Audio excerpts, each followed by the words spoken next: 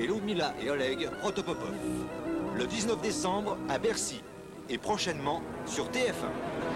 Chance aux chansons, la France a raison d'aimer ses musiques, ses poèmes. Alors nous lisons en toute saison, il faut donner la chance aux chansons. Il faut donner la chance aux chansons.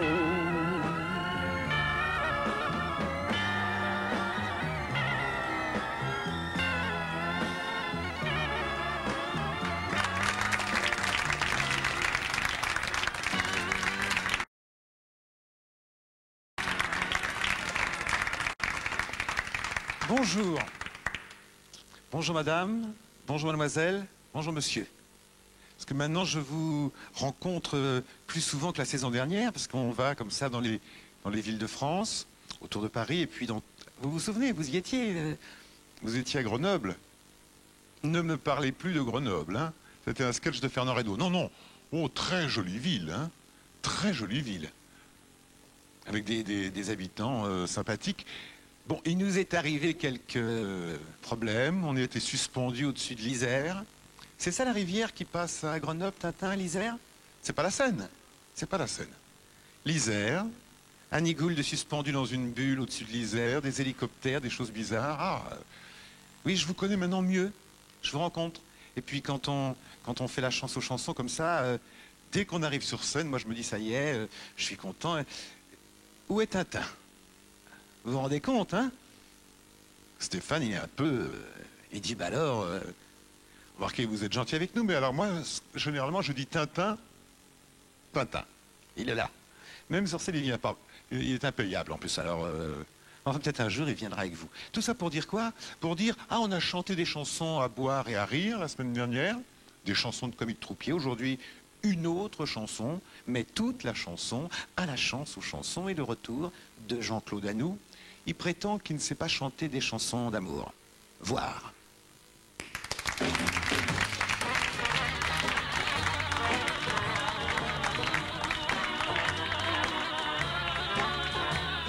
Je ne sais pas chanter les chansons d'amour.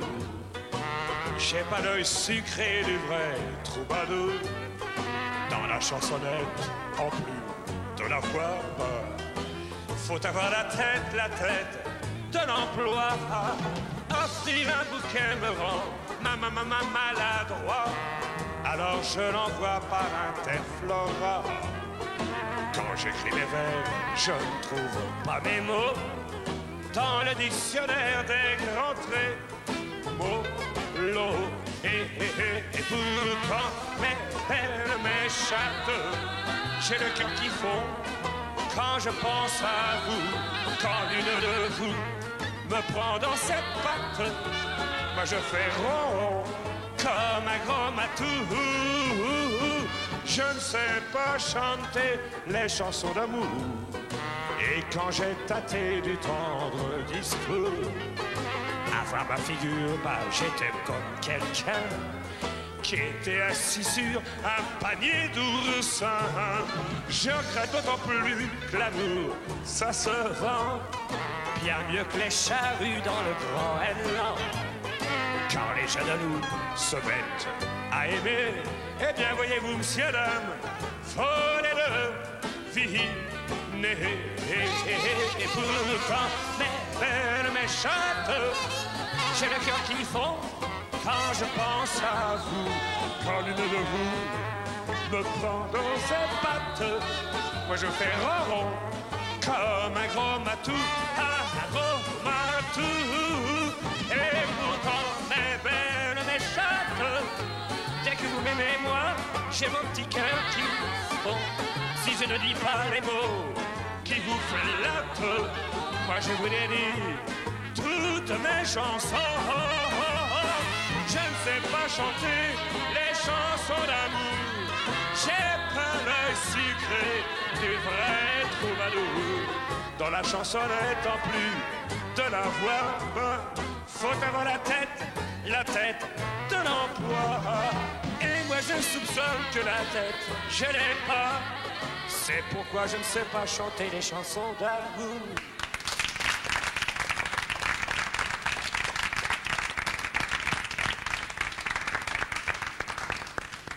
Ça finit bizarrement, hein?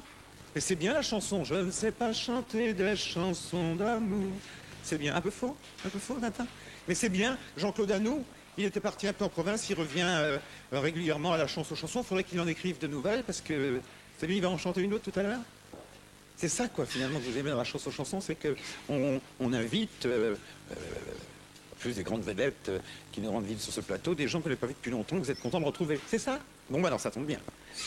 De temps en temps, on parle de livres dans cette émission, pas très souvent, parce que c'est comme si Pivot subitement se mettait à inviter Jean Ferrat, quoi. C'est pareil, hein? Nous, on parle plutôt de chansons, puis de temps en temps, on parle de livres. Voilà. Alors, j'ai un livre ici de Jean-Michel Pedrazzani, qui est avec nous, il s'appelle Marée haute. On voit pas tellement le rapport, je vais le montrer. Cette bonne caméra, mon cher Jacques Brialy? Oui, c'est la bonne. Voilà. Voilà. Marée haute, aux éditions Carrère, Jean-Michel Pedrazzani. Alors, Marée haute, on pourrait croire que c'est un livre sur les marins. Pas du tout. C'est l'histoire d'un magnat du show business, un petit jeune homme qui s'appelle maintenant Franck Maurice, qui a franchi toutes les étapes, fasciné par le monde de la chanson. Je me disais en lisant, Jean-Michel Pedrazzani, votre livre, que c'est une sorte de, je ne sais pas si vous allez être fâché, une sorte de Dallas au pays du micro-sillon. C'est exactement ça. Et puis vous connaissez bien les gens qui, à force de pugnacité, à force de volonté, réussissent en partant de niveaux qui sont généralement des niveaux plutôt bas à devenir des gens importants et sérieux. On les aime, ces gens-là.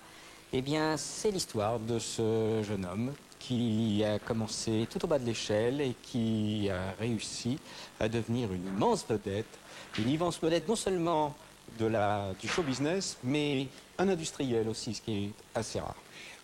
Votre héros, Franck Maurice, fasciné par le monde du spectacle, devient, comme vous l'avez dit, un grand producteur de disques, comme toujours dans ce genre de roman populaire. J'allais dire, mais je vous le dirai après, que c'est un grand mélo, mais je vais d'abord parler de Franck Maurice en me demandant exactement qu'est-ce qui le fascine exactement dans la vie. L'argent, la réussite que procure le show business, est-il un modèle? Avez-vous pris un modèle pour ce personnage? Comme dans tous les romans un petit peu importants qui mêlent les gens du show business, il y a des clés. Alors, le roman, c'est un petit peu une auberge espagnole et chacun y reconnaîtra les siens. Très bien. On va parler de Marée haute au cours de cette émission. Et on va continuer. Ah tiens, Marée haute, et on va une chanson qui parle d'Ostende. Oh, quel bel enchaînement.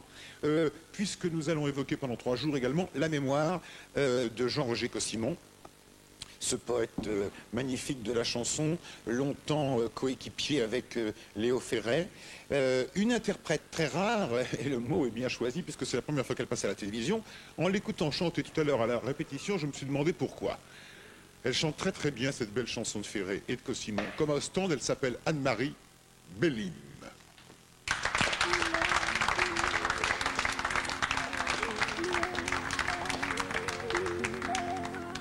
On voyait les chevaux de la mer qui fonçaient la tête la première et qui fracassaient leur crinière devant le casino désert. La barmaid avait 18 ans et lui qui était vieux comme l'hiver, au lieu de se noyer dans un verre, il s'est baladé dans le printemps de ses yeux taillés en amande. Ni gris, ni vert, ni gris, ni vert, comme à Ostende, comme partout, quand sur la ville tombe la pluie, et qu'on se demande si c'est utile, et puis surtout, si ça vaut le coup, si ça vaut le coup de vivre sa vie.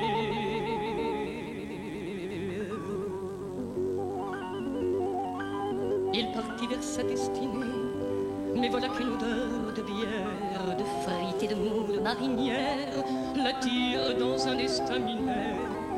Là, il y avait des types qui buvaient, des rigolos, des tout rougeaux, qui s'esclavaient, qui parlaient haut, et la bière, on vous la servait bien avant qu'on en redemande. Oui, ça pleut.